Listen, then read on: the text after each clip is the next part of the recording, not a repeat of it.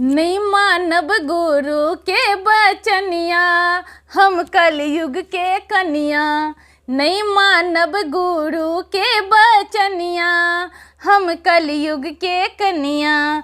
हो नहीं मानब गुरु के बचनिया, हम कलयुग के कन्या।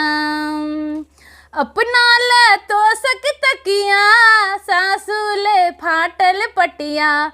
अपना ले तो सक तकिया, सासू ले फाटल पटिया। स्वामी जी के भुइया लोटनिया, हम कलयुग के कन्या।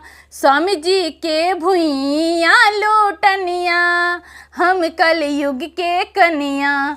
नहीं मानब गुरु के बचनिया, हम कलयुग के कन्या। नहीं मानब गुरु के बचनिया,